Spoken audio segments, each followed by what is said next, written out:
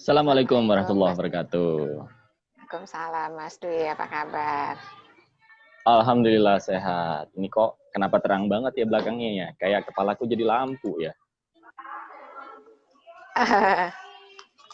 Ini kayaknya juga aku ketinggian ya. Dulu.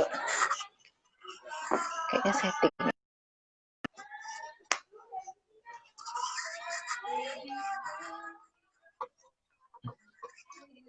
Jadi belum pas.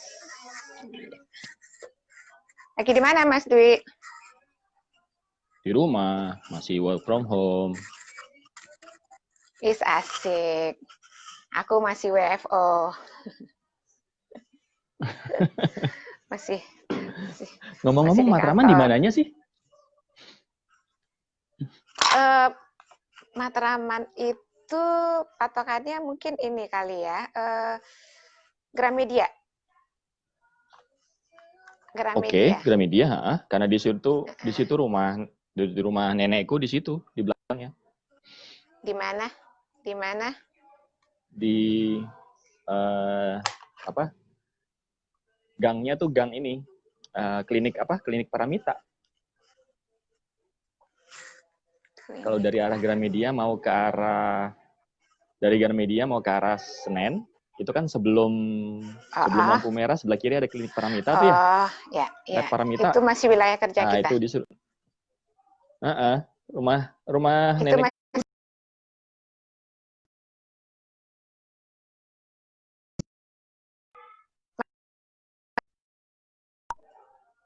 Oke. Kenapa? ya. Masih sering ke sana? Oh, udah jarang sih karena Mbah dua-duanya udah meninggal. Yang di situ. Oh, gitu. Ya, itu masih masuk wilayah Matraman itu. Kebun Manggis. Iya. Iya, Kebun betul. Manggis itu. Oh, posisinya belum pas ya. Oke. Ya. Kayaknya ini jamnya orang udah buru-buru pulang nih. Kalau teman-temanku sendiri udah pada pulang ini. Tapi nggak apa-apa, Oh, gitu. mungkin iya, karena jamnya pulang ini jam segini nih. Jadi Iya. saya mas sebelum pulang mau ngobrol dulu sama Mas Dwi. Sip. Nah, oke.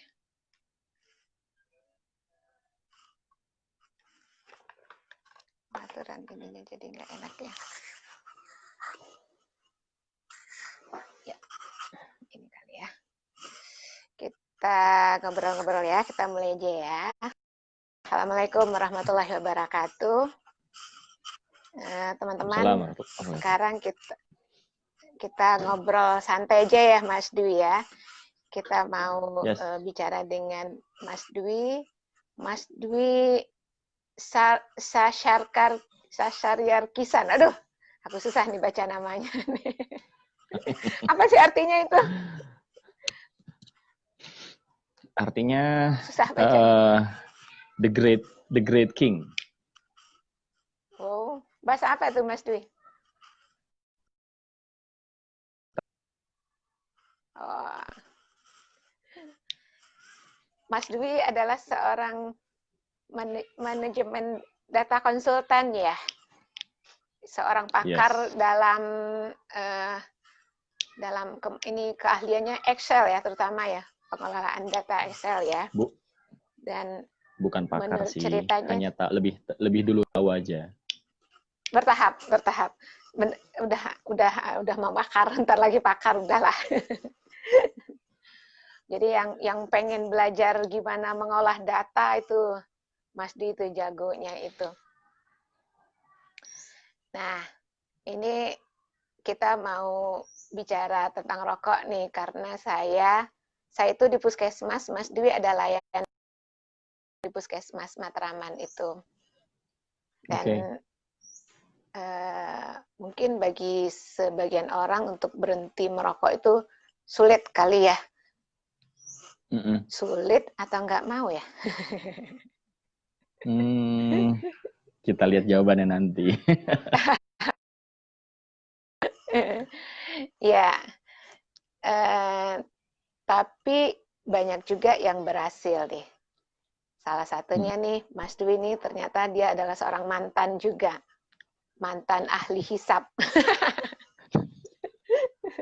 Seorang mantan ahli hisab. Pasti punya pengalaman dari merokoknya, yang menurut ceritanya udah merokok dari usia SMP ya, Mas Dwi ya. Betul. Dan berlangsung 92 sampai 99, ada hampir 8 tahunan ya merokoknya. Ya, 8 tahunan lah. Dan itu sempat menikmati berbagai macam rokok dan sudah banyak pengalamannya nih. Kayaknya ini kita perlu nih mendengar kisahnya bagaimana Mas Dwi ini sampai masuk dalam kelompok ahli yang satu ini nih. Kelompok ahli ini nih sampai masuk ke sana. Mungkin ada kisahnya tuh, Mas Dwi, gimana bisa sampai di situ tuh? Mungkin Mas Dwi bisa cerita. Ya, normal ya. Ke zaman masih sekolah dulu itu kan masih muda gitu. Masih banyak yang pengen dicoba-coba. Awalnya sih yang coba-coba biasa lah gitu. Nah, ya Awalnya satu coba-coba batang, ya. ya batang 2 batang sehari gitu. Terus keterusan. Tapi jarak sampai dengan SMA itu masih normal. Kenapa masih normal? Ya seperti mungkin kebanyakan anak-anak SMA sekarang gitu. Merokoknya itu adalah rokok-rokok filter. Yang kalau misalnya naik motor gitu, karena isinya cuma kertas. Isinya bukan tembakau sebenarnya. Nah, mulai agak lebih berat itu adalah zaman kuliah. Kuliah itu udah nggak masuk rasanya rokok filter. Kenapa? Karena kayak nggak berasa, kayak ngerasa bahwa rasanya begini doang gitu loh, nggak ada tantangan-tantangannya gitu. Enteng atau apa gitu. Jadi ya nggak berasa gitu. Akhirnya zaman ya awal itu mulai ke kretek yang nggak ada filternya. Yang kretek normal, terus ya ada gudang garam merah lah, nyebutin merek nggak apa-apa lah ya, biar teman-teman tahu gitu. Terus sampai kebanyakan orang yang penyuka rokok berat gitu. Ada Samsu, ada. Tapi karena zaman kuliah gitu, walaupun saya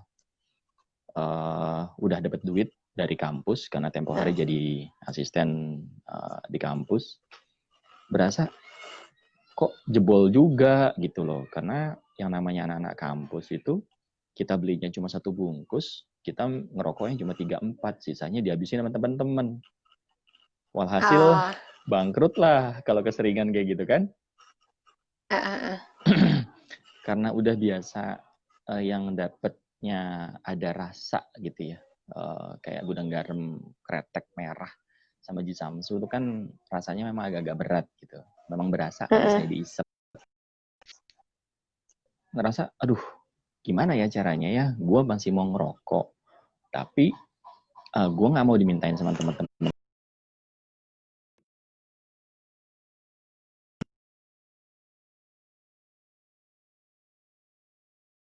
di Depok ke Bekasi itu kan naik habis aja di jalan gitu kan, bobrok juga nih duit. Akhirnya punya pikiran gimana caranya supaya dulu di kereta boleh ya itu tetap jalan. Ya? Oh enggak boleh, nggak boleh. Tetap zaman purbakala pada saat aku kuliah tetap nggak boleh. Karena udah lama banget kuliahnya. Di kereta waktu itu belum ada larangan ya? Nggak boleh ya? Nggak boleh, memang nggak boleh. Nggak boleh. Yang boleh itu adalah di peron. Naik. Gitu. Nah, karena kondisi itu akhirnya punya pikiran lah, ya udah deh. Yang memang ada paketnya gitu, yang sama kertas papir, yang ngelinting sendiri. linting sendirilah itu dari zaman tingkat berapa ya? Tingkat 2 lah. Tingkat 2 itu udah Rokoknya ngelinting linting sendiri. sendiri? Iya. Linting sendiri. Oh. Emang jadi memang bener-bener pengen gimana caranya, gue tetap pengen ngerokok, tapi nggak ada yang dimintain, kan gitu kan. Karena pada saat ngelinting sendiri itu ada yang mintain, aku cuma tinggal bilang, nih kertasnya, ini tembakonya lo linting sendiri, kalau misalnya lo mau, bilang gitu. Walhasil nggak ada yang mau. Jadi ini merokok hemat ya, Mas Dwi ya? Jarang. Ini perokok yang hemat ya?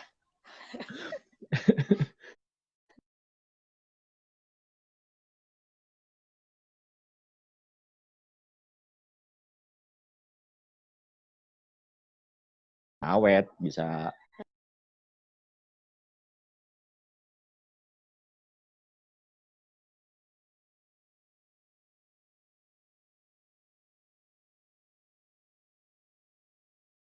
itu udah ngelinting sendiri, ngelinting normal segala macem. Mereka kadang-kadang kalau misalnya zaman-zaman kuliah itu lagi ngelinting di peron, orang-orang suka ngeliatin, buset, ini anak ngeganja apa siang-siang gitu kali ya. Karena isinya tembakau biasa. Tapi aku sih cuek aja karena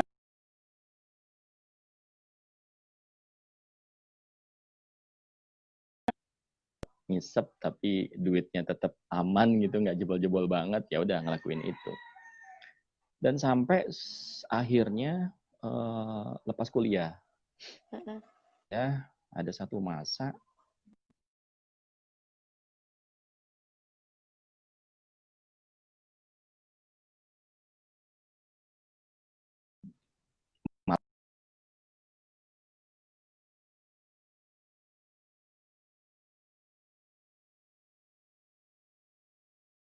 karena batuknya itu dan orang tua udah mulai worry gitu, Mas mendingan kurangin deh rokoknya, jangan kayak papa, ya, bokap ngomong gitu tempo hari. Ya udahlah. Orang tua taunya Oke lah, kapan, apa-apa Mas Dwi? Taunya Mas Dwi mulai merokok itu kapan? Kan SMP udah merokok tuh ya? Tapi kayaknya masih Zaman nyuri-nyuri SMA tuh udah ya? tahu. Zaman SMA udah tahu. Oh, udah ketahuan. Tapi dibiarin? Udah ketahuan. Nggak dibiarin juga. Karena bapakku dulu perokok juga. Gitu. Jadi kalau misalnya dia ngomong-ngomong gitu, terus aku bilang, ya papa juga dulu ngerokok kan gitu. Sampai saat itu juga masih ngerokok. Kalau misalnya batuk yang lama itu akhirnya diajak sama bokap ke dokter keluarga di dekat rumah langganan, terus diperiksa gitu, kata dia ngobrol lah biasa, Mas umurmu berapa sekarang? 24 dok. Oke, 24. Kamu ngerokok udah kayak gini gitu. Bahkan dokternya bilang, ini kalau misalnya Om ronsen itu paru-parumu tuh gambarnya nggak normal. Nah, maksudnya dokter, iya paru-parumu tuh gambarnya akan ada jadi gambar bajak laut, dibilang gitu. Tahu dong gambar bajak laut, matanya satu ketutup gitu kan, terus ada tulangnya. Terus bilang, anjir, serem banget ya. Ya udah, karena batuk menahun itu akhirnya di treatment sama dokternya. Aku bilang juga memang pengen berhenti sih karena batuknya tempo hari itu udah ganggu gitu. Sampai ada satu statement dokternya bilang, kalau umurmu masih segitu, perjalananmu masih panjang gitu. Kamu masih mau nikah kan? Dokternya ngomong gitu. Terus gue bilang, nikah? Ya mau lah dok, siapa sih nggak mau nikah? Oke, kalau misalnya kamu masih mau nikah, karena kalau misalnya kamu nggak berhenti dengan kondisi ini, ya bisa jadi kamu nggak sempet itu nikah. Boro-boro nikah, apalagi nanti punya anak dan punya cucu dan segala macam, belum tentu sempet, dibilang gitu kan. Terus gue bilang, kurang ajar nih dokter nih gitu. Ini kok gitu banget gitu. Ya udahlah, karena treatment yang kayak gitu, dan memang niat gitu ya, niat dari dalam diri, oh udahlah memang gue pengen berhenti gitu. Karena ya itu motivasinya pengen hidup lebih sehat dan yang lainnya. Tapi kok ternyata impact yang aku lakukan dari itu nya panjang. Kenapa berdampaknya panjang? Karena di tahun 2000 aku sempat kerja di Belanda. Nah, pada saat kerja di Belanda itu karena udara yang dingin gitu kan dan yang lainnya, pikiran bahwa aduh kalau misalnya gue minum bir dingin-dingin kayak gini enak gitu ya. Tapi kalau misalnya bir kan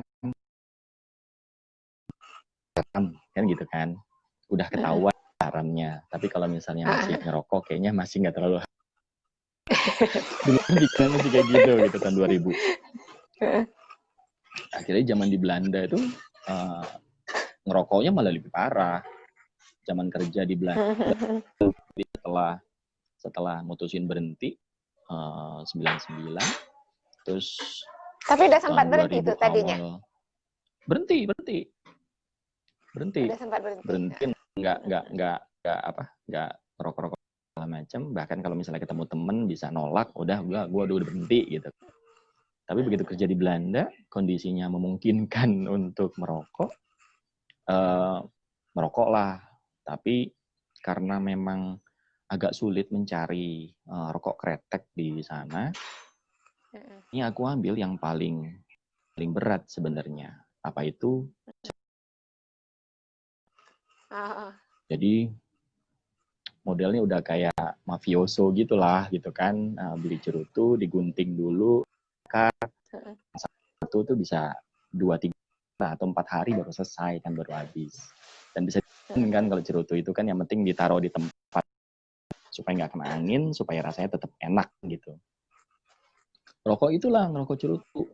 Terus begitu balik lagi ke Indonesia, ngerasa bahwa anjir iya ya gue salah ya kemarin ya, selama di Belanda gue rokoknya rokok cerutu gitu loh, karena nggak ketemu kretek. Selama berapa lama di situ Mas Dwi?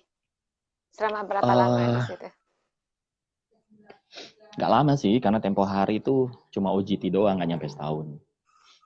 Gitu. Tapi merokoknya kuat lagi di situ? Iya, betul. Ya udah, balik ke Indonesia. Begitu balik ke Indonesia, udah deh, memang udah saatnya gue buat berhenti kali. Ya udah berhentilah gitu. Sampai akhirnya kejadian di tahun 2012. Di 2012 bangun pagi, sholat subuh. Setelah sholat subuh kok ngerasa tenggorokanku kayaknya ada gatel gitu kan. Ya udah, begitu minum terus tak batukin. Begitu tak batukin keluarnya darah seger. Nah, darah seger itu langsung dibawa sama istriku tuh. Itu 2012 udah nikah, udah punya anak gitu kan. Terus aku ngerasa bahwa ini apa ya, kenapa ya gitu loh. Kalau misalnya ternyata memang ini ada hal-hal yang tertentu gitu, mestinya kenapa berang impact gitu. Begitu ke dokter, dirawat berapa lama ya, 10 harian lah gitu, itu gak ketemu kenapa-kenapanya. Tetapi dokter yang handle itu memang dokter paru, spesialis paru, profesor. Iya dong, tahun berapa berhenti? 99, oke. 99 berhenti, 2012 itu masih ada bekasnya gitu. Nah, 99 ke 2012 itu aja udah berapa tahun tuh? 99 2009 udah 10 tahun. 2012 berarti kan 13 tahun kan gitu. Nah, tempo hari darah yang keluar itu seger gitu, darah seger merah. Kalau kata dokternya darah keluar dan itu merah, berarti itu adalah dari paru-paru. Kalau misalnya darahnya agak merah gelap sampai dengan hitam, itu adalah dari lambung biasanya. Gitu. Darah seger dari pagi sampai dengan keesokan harinya itu kalau dihitung ada kali hampir 700-800 mili. Darah yang keluar. Darahnya. Kalau dikumpulin ya, karena pada saat ada batuk. Ada batuk dan setiap darahnya ada busanya. Gitu ya. Jadi setiap batuk, pada saat pada saat satu hari 2 hari pertama itu ketika napas itu kayak berasa ada gelembung di paru-paru gitu. Napas rasa nggak ketahan sih, cuma kayaknya ada gelembung kayak apa ya, kayak kita tiup soda, minuman soda gitu kan, terus kalau misalnya dihirup gitu kan, terus ada gelembung yang naik gitu, nah kayak gitu rasanya gitu. Aku bilang anjir, ini gue berhenti dari tahun 99 tapi darahnya keluar tahun 2012 gitu. Akhirnya dari situ aku bilang bahwa oke, ini yang orang bilang bahwa impact yang ngerokok itu panjang, lama gitu kan, baru ketahuannya. Dari situlah aku bilang ternyata keputusan gue untuk berhenti tahun 99 itu adalah keputusan yang benar gitu loh. Coba kalau misalnya dari sampai tahun 2012 itu aku masih ngerokok, mungkin impact-nya nanti aku memang lagi butuh bapaknya pada saat mereka sekolah kuliah macam, terus bapaknya mati gara-gara rokok kan nggak lucu jadi. Atau mati enggak tapi nggak bisa ngapa-ngapain gitu ya. Iya, mati enggak terus tapi nggak berdaya gitu. Iya. Ya nggak enak juga gitu kan jadinya. Ya itulah akhirnya dari sana aku ngerasa bahwa oke, ini loh yang sebenarnya kalau impact-nya, dampaknya itu kayak gitu, dan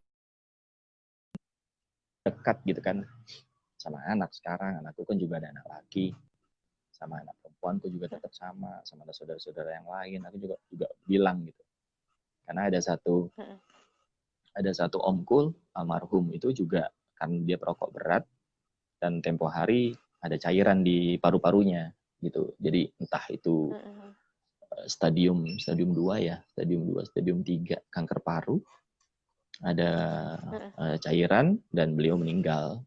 Ya itu gara-gara memang lama banget ngerokoknya. Itu sih poinnya. Jadi berhentinya setelah apa ya? dinyatakan sakit paru, omnya. Omnya berhentinya setelah dinyatakan sakit paru. Iya. Setelah udah kurus banget dan segala macam terus dia berhenti gitu. Tapi ya telat sih. Ya sebenarnya sih yang namanya umur memang di tangan Allah gitu ya. Tetapi sekarang aku punya prinsip, kalau misalnya pada saat lahir kita itu dikasih badan sehat, dikasih badan sempurna, mestinya nanti pada saat diambil juga kita mesti balikinnya bagus dan sempurna dan sehat gitu loh. Nggak dirusak sama sekali, gitu kan gitu poinnya. Karena badan adalah amanah, ya lu jagalah. Masa jangan mentang-mentang lo punya kontrol terhadap badan lo, terus badan lo di senak-enaknya aja gitu loh. Poinnya sih itu. Sekarang jadinya, oke. Ngerti lah gue kenapa akhirnya gue dan happy sekarang jadinya. Gitu sih dok. Iya. Alhamdulillah nggak telat seperti omnya ya, nunggu sakit dulu ya. Iya, betul. Berarti yang benar-benar berhentinya udah berapa tahun nih Mas Dwi, yang benar-benar bersih nggak merokok sama sekalinya? Tahun 2000 ya. Tahun 2000 terakhir. Merokoknya. Nah, 2000. Berarti udah 20 tahun 20. ya? Yes, 20 tahun. Mudah-mudahan nggak ada lagi bekasnya. Yang dirasakan Mas Dwi setelah berhenti merokok itu gimana dibandingkan ketika waktu masih merokok? Alhamdulillah yang pasti sih badan lebih seger ya. Karena setelah berhenti merokok itu aku benar-benar kayak apa ya? Kayak tune up gitu. Dari pertama kali berhenti merokok tahun 2001, aku rutin untuk donor darah gitu. Jadi mungkin aku juga jahat kali ya. Ini orang yang donor pertama kali darah gua nih banyak nikotinnya masih. Iya. Tapi ya udahlah, biarin aja lah gitu. Yang penting badan gue bersih gitu. Ya, donor darah rutin. Setahun bisa 2 kali gitu. Jadi buat nyuci lah. Mas gitu. Dwi memutuskan berhenti merokoknya itu karena udah mulai batuk darah, udah ada ketakutan. Kalau seperti itu berhentinya, ada masa-masa sakaunya gitu juga nggak Mas Dwi ketika pertama kali nyetop rokoknya? Kalau Di sakau awal-awalnya itu. itu, ya itu Pengen makanya itu muncul 99 sempat keinginan. berhenti, terus 2000 lagi Mm-mm. ketika di Belanda.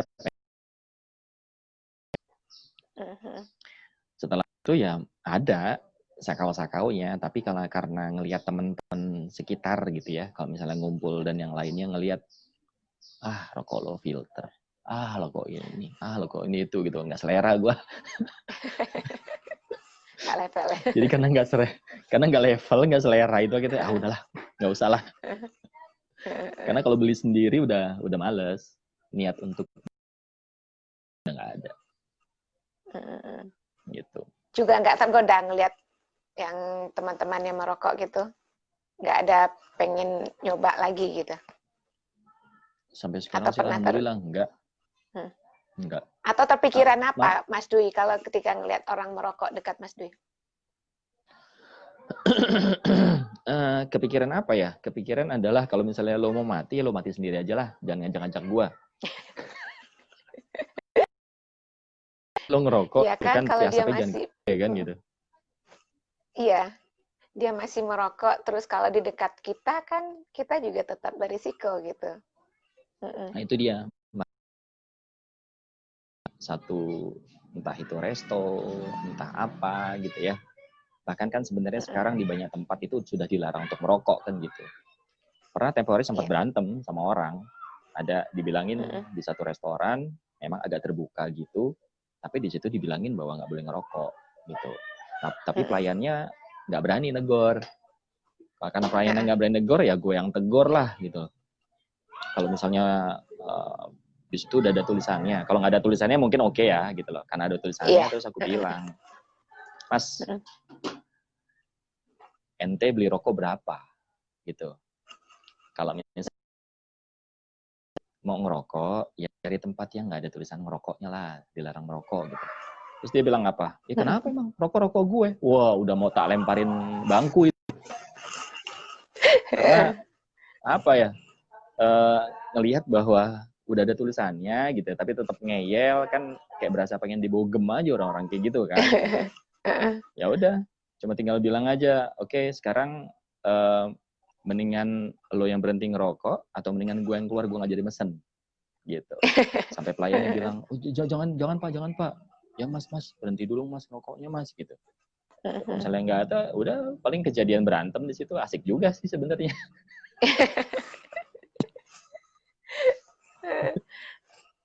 Saya seru Sama banget nih. orang-orang yang kayak gitu Biasanya sih. kalau orang mantan perokok ini lebih enak itu ngomongnya. Makanya saya paling senang ngobrol dengan mantan perokok.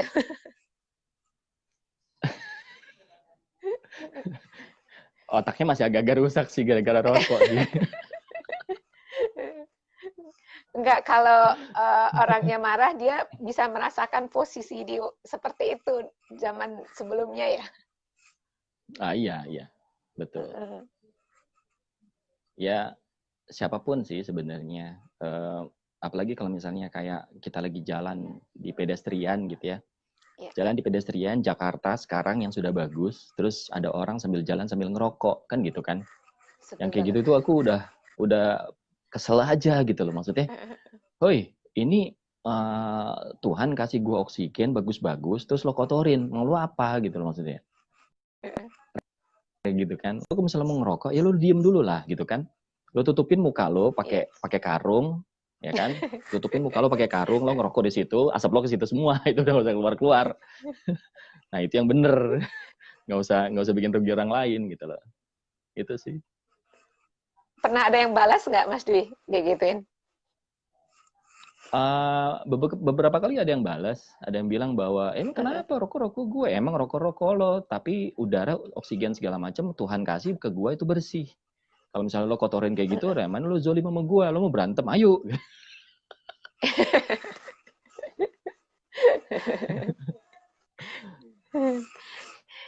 Kayaknya butuh nih orang yang seperti Mas Dwi ini makin banyak. Karena orang kita lihat Iya, merokok karena sembarangan aja. Betul, betul. Itu dia makanya.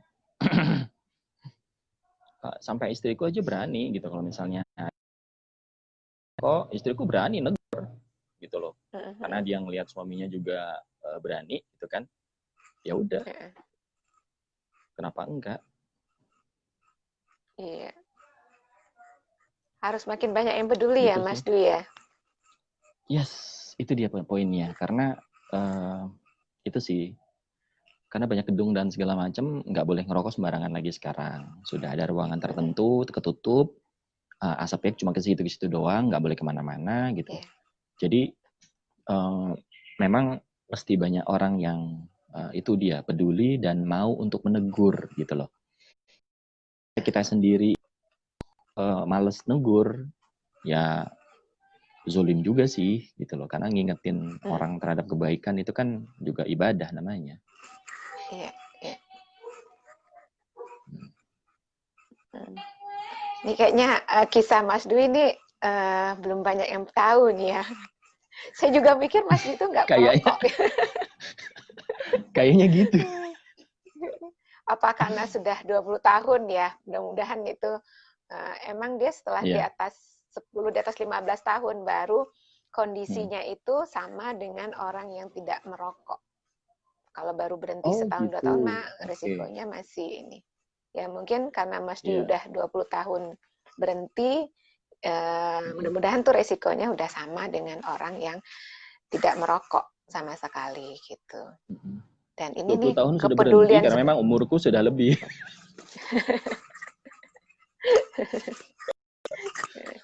Tapi nggak ada pernah kata terlambat untuk berhenti ya. Beruntung ya Mas Dwi sebelum merasakan sakit yang berat atau ini seperti omnya kan harus sampai terdiagnosa kanker dulu baru dia sadar bahwa emang rokok membahayakan.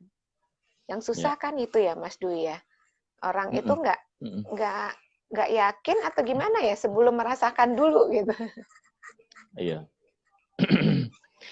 Ya sebenarnya sih bukan cuma ngerokok ya, apapun lah itu.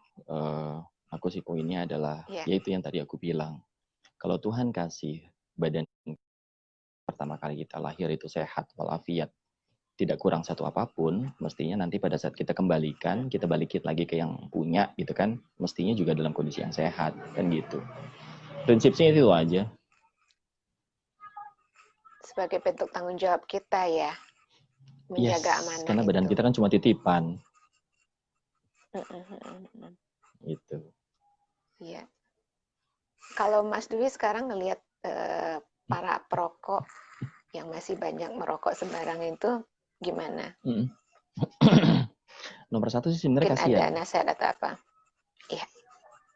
Kasihan. Karena apa? Karena dia belum dapat nikmatnya.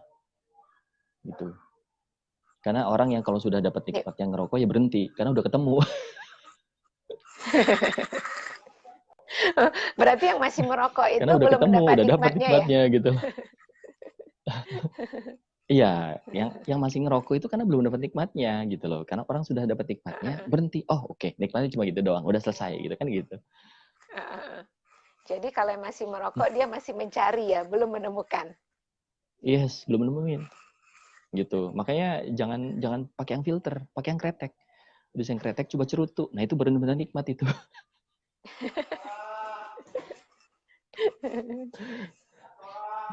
Karena rokok filter nggak ada enak-enaknya. Gitu. Nah, ini mungkin selamat bergabung juga buat teman-teman nih. Mungkin walaupun sebagian besar nih masih dalam perjalanan, tapi ada sempat juga yang bergabung dengan kita ini. Ada Mbak Wilda, Mbak Intan, kayaknya masih di kantor ya, Mbak Intan ya. Ada Dr. Dasrina, ada Alfian, Uniendra, Mbak Fatar. Ini ada siapa ya? Mbak Woro ya.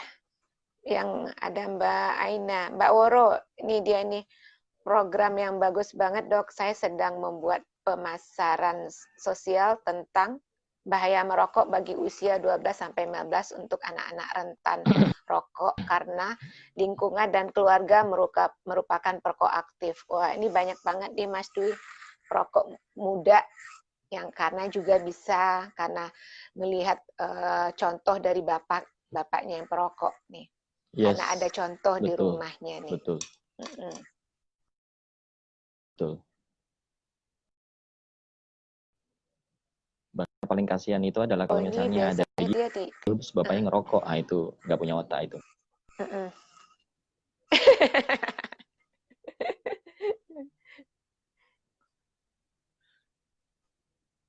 Nggak punya otak bapaknya ya.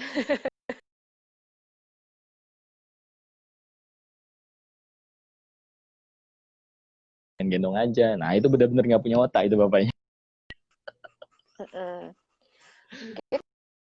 Banyak yang nggak tahu, Mas Dwi ada ketiga, Mas Dwi pernah apa dengar? Itu perokok ketiga? Ya jelas ya. Perokok pasif adalah perokok yang dia terpapar langsung dari seperokoknya. Nah, perokok ketiga tuh misalnya seperti si bayi itu, anggaplah karena dia punya bayi, dia nggak rumah, dia merokok di luar entah di mana. Begitu dia pulang, kan dia masih ada nempel asap rokok di rambutnya, di bajunya. Ya. Apalagi punya bayi, kalau dia nggak peduli dan nggak paham, sampai di rumah digendong bayinya akan ikut mencium bekas-bekas rokok yang di bajunya, itu bisa berisiko buat bayinya. Itu namanya perokok ketiga. Yes. Jadi membunuh anak dengan pelan-pelan itu kan? Ya. Tapi biasanya nggak nyadar, Mas Dwi. Begitu anaknya sakit, kadang malah nyalahin orang lain gitu, kenapa anaknya sakit atau apa. Padahal sumber penyakitnya di dianya sendiri gitu. Iya. Salah lagi itu adalah nyalain ibunya, karena ibunya di rumah, bapaknya kerja, bapaknya ngerokok. Lain ibunya nggak bisa ngurusin gitu kan? Nah itu nggak punya otak. Iya. Gitu. Iya benar-benar nggak punya otak. Nih Mas Dwi nih, Mbak Woro nih nanya nih, Mbak Woro nih dia kesmas di kelurahan biasanya nih, yang melakukan edukasi ke masyarakat ini. Mohon arahan langkah apa yang baik untuk program dia. Dia mau bikin program sosialisasi tentang bahaya rokok bagi usia 12 sampai 15 tahun untuk anak-anak yang rentan rokok karena pengaruh keluarga. Apa nih nasihatnya nih Mas Dwi untuk Mbak Woro, gimana dia bisa melakukan programnya ini nih? Apa ya, kalau misalnya role modelnya di rumah pengalaman. itu ya kalau misalnya role modelnya di contoh ya mestinya diambil dari root cause-nya, akarnya itu dari mana gitu loh. Karena kalau akarnya tidak berubah, akarnya tidak berhenti, bapaknya yang menjadi contoh misalnya, atau ibunya di rumah yang menjadi contoh nggak berhenti, ya agak susah buat ini juga berhenti. Apalagi umurnya segitu 12 sampai 15. Agak masih rentan lah. Pengen coba-cobanya itu masih gede banget gitu. Jadi ya dari orang tuanya sih. Orang tuanya yang dia edukasi dan segala macam. Agak panjang sih sebenarnya ceritanya, tapi konsistensi diberikan, edukasi yang diberikan dengan terus-menerus, mestinya kalau misalnya memang bapak dan ibunya masih punya nurani, ya mau menurut, mau denger gitu. Misalnya sudah setahun 2 tahun ada edukasi segala macam, punya hati nurani gitu aja, simpel.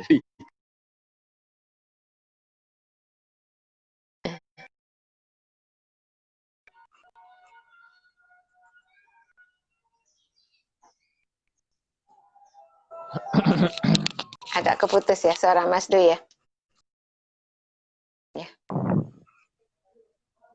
Oke, yang sekarang sudah dok? Sudah. Ya. Berarti kita kalau mau ke anak remaja ini tidak bisa hanya remajanya ya, tapi orang tuanya juga harus ikut dilibatkan ya. Karena mereka lah yang menjadi contoh buat di rumahnya. Yes, betul. Ya. gitu.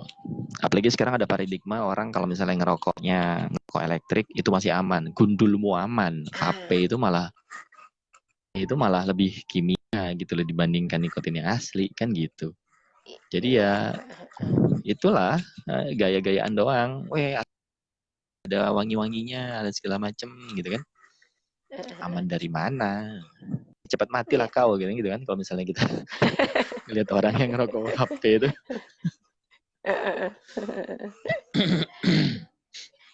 Ya mudah-mudahan nih programnya Mbak Woro ini berhasil nih Yes, mengedukasi tidak hanya amin. remajanya juga orang tuanya ini agar Betul. peduli masalah ini. Ya. Hmm.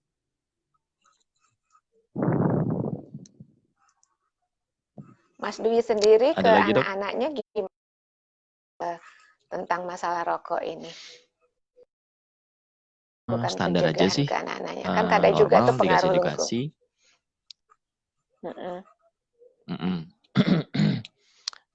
Dikasih tahu, diceritain yang tempo hari tahun 2012 aku punya kejadian apa supaya mereka ngerasa bahwa oh iya memang impact-nya jauh panjang kan gitu kan. Kalau misalnya impact-nya panjang Iya. mestinya juga mereka lebih hati-hati sama apa namanya sama perbuatan yang akan mereka lakukan sih sebenarnya. Iya. Repetitif aja, Kan ingetin terus gitu. karena kan pengaruh lingkungan teman-teman. Ya. Jadi mereka harus dikasih tahu biar punya prinsip ya. Nah bapaknya dulu bandel gitu kan, ngerokok dan yang lain tahu ceritanya dan segala macam kan jadi ada punya cerita sih gitu. Jangan Jadi sampai Mas Dwi nyontoh sama bapaknya. sering menceritakan kembali untuk jadi contoh untuk tidak ditiru ya sama anak-anaknya. Oh iya dong perlu karena mungkin dia lupa, mungkin dia ya tadi ya, setelah diingetin lagi, diceritain lagi, mereka ingat lagi gitu. Ya mesti apa ya? Diceritain, nggak mesti sering tiap hari, tapi rutin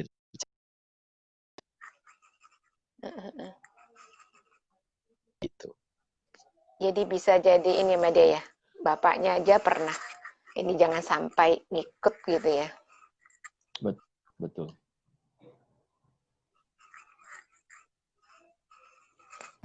Ini ada Dokter Dedi Wilson, ini dokter anak nih. Mungkin dia ngeliat nih di anak. Ada Dokter Esi juga. Biar gimana kita mengajak kali ya, Mas Dwi ya, mengajak kepedulian. Kepedulian ini bukan hanya si perokok, justru pada orang-orang di sekitarnya, ya orang-orang dekatnya. Karena kata Mas Dwi, kalau si perokoknya belum menemukan nikmatnya, dia nggak akan berhenti ya. Begitulah. Atau dapat kena sesuatunya, baru deh gitu. Iya. Jangan sampai lah kena sesuatu. Karena kalau misalnya udah kena itu, kalau dikasih kesempatan lagi sama Tuhan, kalau nggak dikasih kesempatan lagi, kan udah habis. Nyesalnya malah panjang. Iya. Untuk meningkatkan kepedulian ini nih Mas Dwi nih, saya nih besok ini tanggal 27-28 Sabtu Minggu besok mau buka kelasnya itu buat ibu-ibu atau siapapun yang ingin belajar gimana caranya kita mengajak orang-orang dekat kita, orang-orang yang kita sayangin untuk bisa berhenti dari merokok. Atau siapapun yang peduli dengan masalah rokok ini, pengen membantu orang tentang gimana caranya berhenti merokok, saya punya kelasnya Mas Dwi. Mungkin bisa 2728 ya dok ikut. Ya? Jam berapa dok?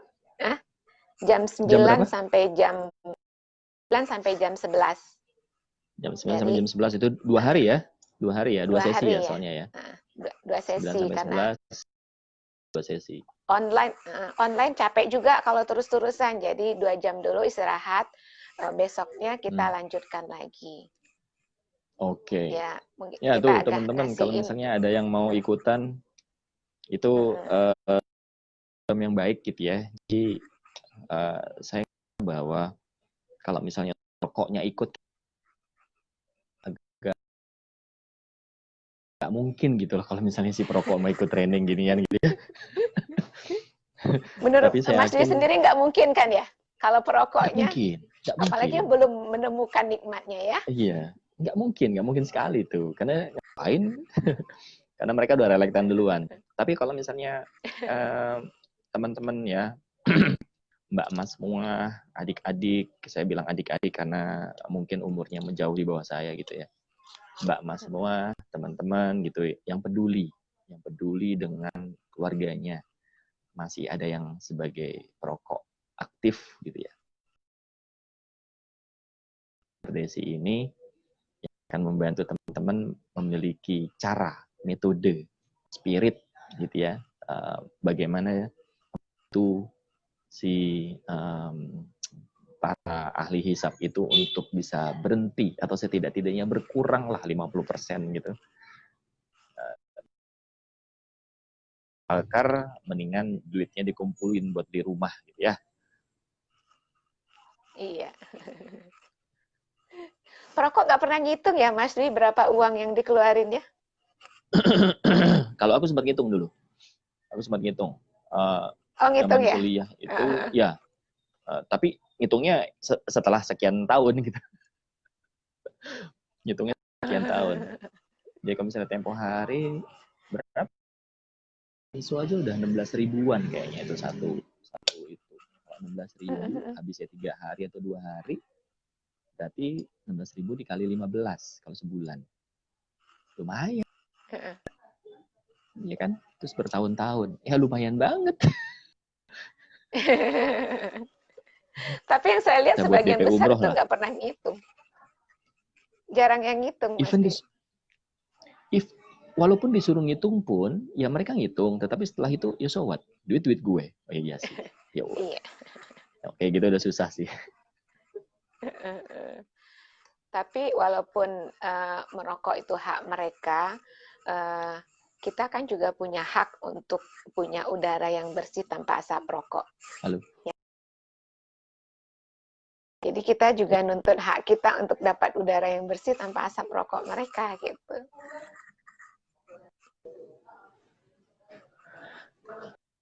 Iya.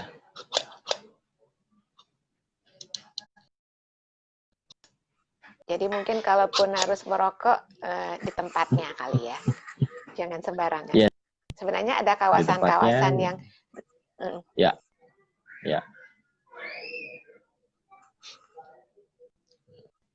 Tapi makanya di saran saya adalah untuk saran saya Mas untuk para perokok mungkin yang nonton video ini, mana bawa kantong plastik sampah aja yang gede. Kan? Jadi in case kalau misalnya mau ngerokok sembarang tempat, ya udah ngerokok aja, tapi tutupin pakai plastik sampahnya itu. Nah, di sini ya dipakein karet di bawahnya, jadi asapnya nggak kemana-mana. Boleh, tuh aman lah. Untuk yang punya keluarga perokok, kira-kira saran apa buat mereka, Mas Dwi? Mungkin ada cara yang tidak biasa yang dilakukan gitu. Saya nggak tahu apakah ini cukup ampuh atau enggak untuk para perokok. Apalagi kalau misalnya suaminya perokok, lalu istrinya sebenarnya udah capek banget, udah lelah banget hatinya untuk minta supaya suaminya tuh berhenti gitu ya. Tips yang mungkin bisa dilakukan itu adalah let's say 20 menit atau 30 menit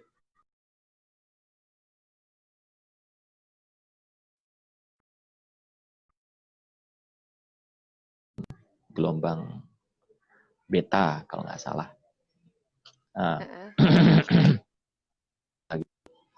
Nah, Nah, itu masih mendengar suara-suara, tetapi masuknya langsung ke bawah alam bawah sadar. Baik ayah, bunda sama anak sayang sama ayah. Kalau misalnya itu kita akan lebih sayang sama ayah gitu. Nah, itu di repetitif aja karena itu ampuh buat di rumah dilakukan seperti itu gitu ya. Dan mungkin juga ini akan ampuh buat ibu yang punya masalah suaminya merokok. Setelah tidur sebentar, kasih sugesti 2 menitan, kasih baik-baik gitu ya. Allah yang akan menentukan. Kalau misalnya memang doanya banyak, usahanya banyak, insya Allah nanti berhenti. Iya. Ya, mungkin udah jam 5, Mas Dwi. Mudah-mudahan diskusi kita ini bisa membawa manfaat bagi banyak orang. Amin. Yang nggak sempat ngikutin mungkin bisa kita share nanti, bisa ditonton ulang. Pengalaman Mas Dwi yang saya yakin nggak banyak di-share ke banyak orang. Mudah-mudahan dengan dibuka ini bisa juga membuka mata hatinya para perokok yang masih berat untuk berhenti. Dan untuk orang di sekitar perokok, mengajak saudaranya yang perokok. Dan untuk gimana tahu triknya, mari bergabung dengan kelas 8 ini. Ya, Mas Dwi, terima 2728. kasih banyak atas waktunya. Sama-sama, Dok. Ya, dan 78. Semoga kelasnya lancar. Teman-teman yang banyak yang bermanfaat. Amin. Amin. Teman-teman yang bergabung, terima kasih sudah meluangkan waktunya di sini. Nanti malam saya juga mau ngobrol lagi nih, Mas Dwi, dengan gimana pengaruh rokok pada pencarian Mbak Mia Mariana. Mbak Mia. Yang punya waktu nanti silakan. Ya, makasih banyak Mas Dwi. Assalamualaikum warahmatullahi wabarakatuh. Waalaikumsalam warahmatullahi wabarakatuh.